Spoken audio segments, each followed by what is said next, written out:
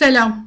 Hayatın içinde pek çok alt kimlikler, ünvanlar elde ediyoruz ve bu rollere girip o kimliklerde davranışlar sergiliyoruz. Bu alt kimliklerin üzerimizdeki etkileri, çatışmaları ve dengesizliklerini işleyeceğiz bugün. Kişi ne zaman kendisinin nereye ait olduğundan kuşku duyarsa kimlik üzerine o zaman düşünmeye başlıyor.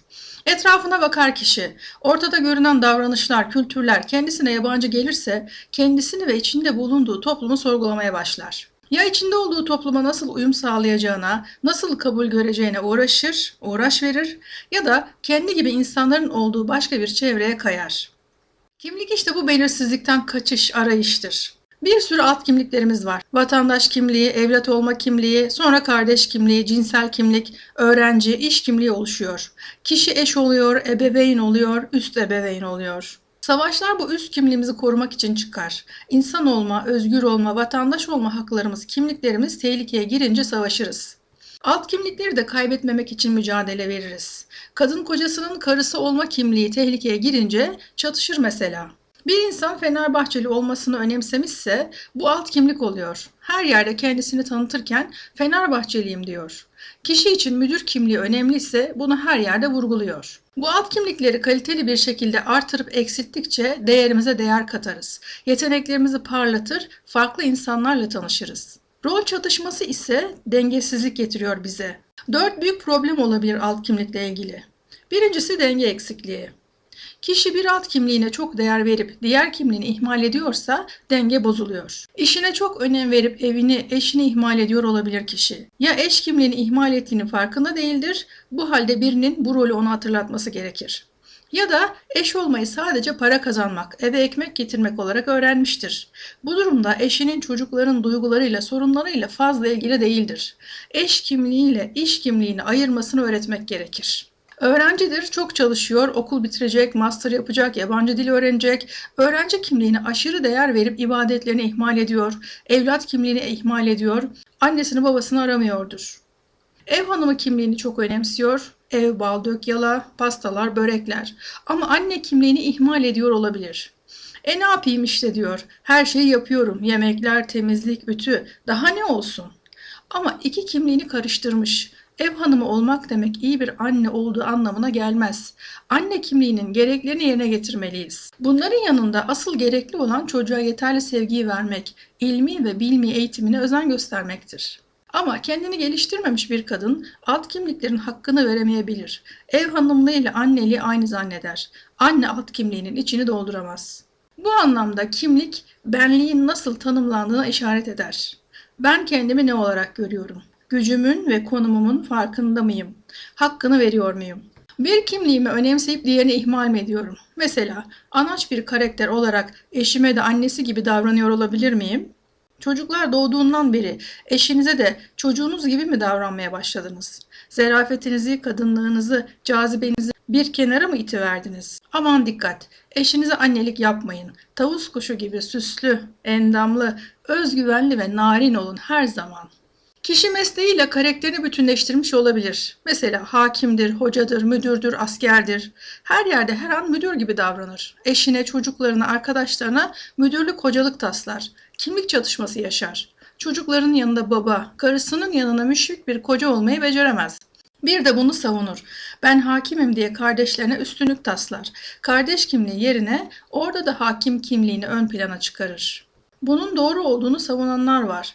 Ben hocayım, her daim hoca gibi davranmalıyım. Ama bu rol çatışması ilişkilere zarar verir. Eşine hocalık, patronluk taslarsan onu kaybedersin. Çocuklarına sevgili bir anne, baba olmazsan, otoriter bir asker disipliniyle yaklaşırsan ileride seni terk ederler. Kardeşlerine kardeş kimliğine yaklaşamazsan onlar da seni yalnız bırakır. Bu yüzden bazı alt kimliklerimizi çok önemseyip bütün hayatımıza yaymak öncelikle kendimize zarar verir. Bu konuyu hiç düşünmeyiz, önemsemeyiz ama en çok da bu konularda hata yaparız ve ilişkilerimiz bozulur. Öncelikle mesuliyetimizi belirlememiz lazım. İyi bir kul olmak, kendimizi eğitmek, dönüştürmek, ümmet bilinci, vatan millet bilinci, ailemiz, kariyerimiz, sırayı şaşmadan farkındalıkla yol almak gerek. İkinci problem kimlik düşmesi. Kişi alt kimliklerinden birini çok önemsiyorsa kimlik düşmesi durumunda sorun çıkar. İş kimliği çok önemliyse ben hakimim, paşayım, hocayım, profesörüm O iş, ünvan elinden gittiğinde, mesela emekli olduğunda ya da işini kaybettiğinde büyük sorun yaşar. Araştırmalar yüksek mevkideki kişilerin emekliliği, yani sıradan vatandaş olma halini kabul edemediklerini, emeklilikle birlikte hastalık ve hatta ölümlerin geldiğini ortaya koyuyor. Kişi sıradan biri olarak yaşamayı reddediyor. Ona baba olmak, eş olmak, kardeş olmak yetmiyor. Çünkü çok önemsediği bir kimliği var. O kimliğindeyken denge kuramadığı, fazla abartıp anlam yüklediği için onu kaybedince kendini anlamsız buluyor. Yaşamayı değersiz görüyor. Mesela anne kimliğini çok önemseyen bir kadın oğlu evlenince kabul edemiyor. Yine aynı bekar oğlu hep yanında olsun istiyor ve gelinle çatışma yaşıyor. Üçüncüsü kimlik eksikliği. Kişi toplumda bir mevkiye gelmeyi çok önemsediği zaman bu ünvanı alamayınca kimlik eksikliği olarak algılayabilir. Bu da yıkıma neden olur. Mesela anne olmayı çok isteyen, önemseyen birinin çocuğu olmadığında aşırı hüsran yaşayabilir. Sanki hayatı bundan ibaret sanabilir. Hayatını bu sevda üzerine bebek arayışıyla geçirir derken pek çok şeyi kaçırır. Belki de bu yolda eşini, sevdiklerini bile kaybedebilir. Eğer bir ünvana, bir kimliğe takıntılı haldeysek ya da makamımıza, malımıza, ünvanımıza aşırı bir düşkünlük gösteriyorsak bunu fark etmeliyiz. Evlatlarım olmadan yaşayamam, eşim olmadan yaşayamam, hocalık yapmadan yaşayamam, illa ben şu olmalıyım gibi aşırılıklarımız varsa bunları kendi içimize fark edip törpülemeliyiz. Çünkü bu aynı zamanda bağımlılık yapar. Allah haricinde herhangi bir şeye ya da kişiye bağımlılık ise bu dünyada yasaklanmıştır. Mutlaka bedelini öderiz.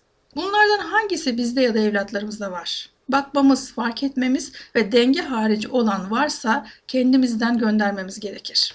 Kul kimliği güçlendiğinde diğer alt kimliklerin kalitesi artar. İnsan şerefini işiyle, ünvanıyla, ebeveynliğiyle elde etmez. İnsan mutlak değerini kulluğu ölçüsünde bilebilir. Hasta şifayı arar, şifa da hastayı. Şifanın nerede olduğunu ancak ilim öğrenerek kavrayabiliriz. Farkındalığımız artar. Hayatımızdaki eksik yönlerimizi, kötü huylarımızı, yanlış giden şeylerin kaynağını ancak ilim öğrenerek çözebiliriz. Hastanın şifayı aradığı kadar emin olun bu kainatta şifa da hastayı arar. Yeter ki fark edin. Peygamber Efendimiz sallallahu aleyhi ve sellem peygamberdi.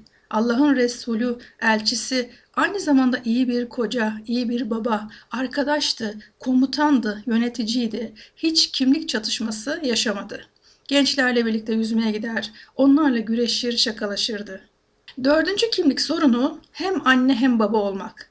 Rol çatışmasının bir diğer şekli iki rolü aynı anda üstlenmek. Ben artık hem anne hem baba oldum demek bile kişiliğimize, psikolojimize zarar veriyor. Siz yine aynı annesiniz ya da babasınız ve anneyseniz anneliğinizi, babaysanız babalığınızı yapmaya devam edeceksiniz. Fazladan bir yük omuzlarınıza binmiş gibi hissetmeyin. Bunu size takdir eden Allah'sa sizi yalnız mı bırakacak zannettiniz? Allah gözü görmeyen kulunun koku alma duygusunu, duyma duyusunu artırarak, hislerini güçlendirerek yardım ediyor da sizi etmeyecek mi, bırakıverecek mi zannettiniz? Babasız devam etmeniz gerekiyorsa edin ama anne olarak. Mutlaka inşallah Allah yükünüzü hafifletecek ve yardımcılarını gönderecektir. İsteyin, kabul edin. İnsanların lafları altında ezilmeyin. Etraftan bir sürü vah vah tüh tüh işin zor gibi sözler sizin kurban rolüne bürünmenize neden olur. Kurban rolü ise acılara davetiye demektir. Kabul etmeyin. Neşeli olun, dimdik ayakta kalın. Bu tür sözlere kulak vermeyin. Her gün demeniz gereken cümle şu: Allah hayatı bana neşe, kolaylık, bereket, mutlulukla verir, ben de kabul ederim. Ve kendinizi yalnızlığa mahkum etmeyin. Çocuklarınız için kendinizi feda etmeyin. Kendi hayatınızla yaşamanız gerekiyor. Yeniden evlenin. Sorun: Allah'ım, mutlu olacağım, çocuklarımı beraber büyüteceğim bir eş istiyorum. Bu neyle mümkün değil? Her gün sorun ve cevabı, çözümü Rabbinize bırakın. Yani iki rolü aynı anda üstlenmek yok. Hem anneanne hem anne olamazsınız. Çocuk size kalmış olsa bile siz annelik yapmayın. Anneliği zaten yaptınız. Anneanne olmanın tadını çıkarın, keyifle anneanne olun. Alt kimlik rollerimizdeki çatışmaları ve sorunları 4 madde halinde anlattım. Amacımız fark etmek, düzeltmek, ilişkilerimizi güzelleştirmek, eksiklerimizi gidermek, özgüvenimizi yükseltmek ve toplumda sevilen uyumlu bireyler olabilmek. Bugünlük bu kadar. Abone olmayı, yorum yapmayı, beğenmeyi hatırlayın. Kalın sağlıcakla. Hoşça kalın.